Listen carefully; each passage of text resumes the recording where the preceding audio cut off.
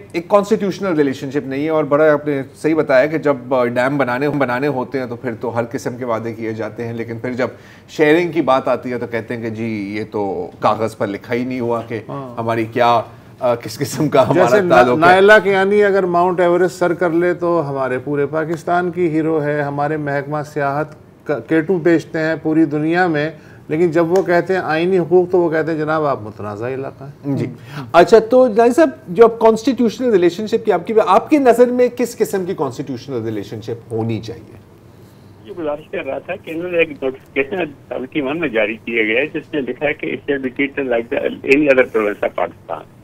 اس کی گارد میں یہ آزاد کشمیر کو بالکل پروونس کے طور پہ چلا رہے، جیسا سیٹ اپ سارے پروونسز میں ایسا سیٹ اپ یہاں ہے۔ جو 4th شیڈول ہے پاکستان کی کانسٹیٹیوشن کا جو فیڈرلسٹ کو ڈیل کرتا ہے، وہ سارے سبجیکٹ گورنمنٹ آف پاکستان کے پاس ہیں۔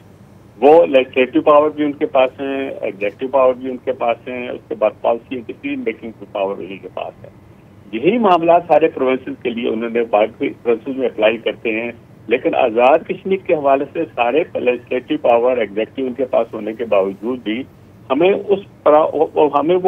وہ پریویلیج نہیں دی گئی ہے، وہ پاور نہیں دیا گیا کہ we should become a member of the parliament and thereby become the member of different committees جو پالیسی میکنگ میں ہے، مثلا اکنامک کونسل ہے، فائنانس کمیشن ہے، پارلیمنٹری کمیٹیز ہیں، بہت ساری چیزیں ہیں۔ اگر آپ نے ہمیں پروونس کے طور پہ چلانا ہے تو پروونشل رائٹس بھی دے دیں، صرف پروونشل اوبلیگیشن کی وجہ سے ہم پروونس تو نہیں بن گئے نا۔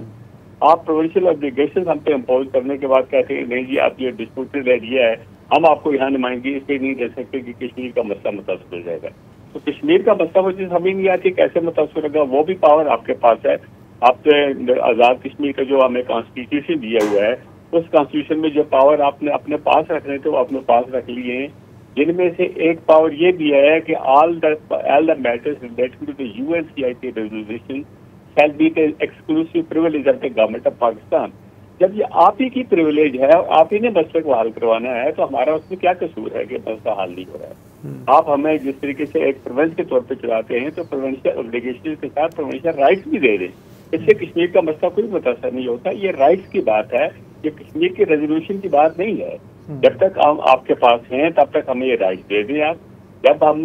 خدا نخواستہ کوئی الگ ادروائز فیصلہ ہو جاتا ہے کہ وہ ریویو ہو کے بدل سکتا ہے، کوئی اور ارینجمنٹ ہو جاتی ہے، وہ ارینجمنٹ ہو جائے گی۔ میرے کہنے کا مطلب ہے کہ اگر اس نوٹیفکیشن کے تحت ہم پروونس کے طور پہ چلایا جا رہا ہے ہمیں، تو یہی ارینجمنٹ پاکستان کی کانسٹیٹیوشن میں رکھ کے نا، پاکستان کی کانسٹیٹیوشن جب رکھیں گے تو ہمارا ایک میکینزم پیدا ہو جائے گا۔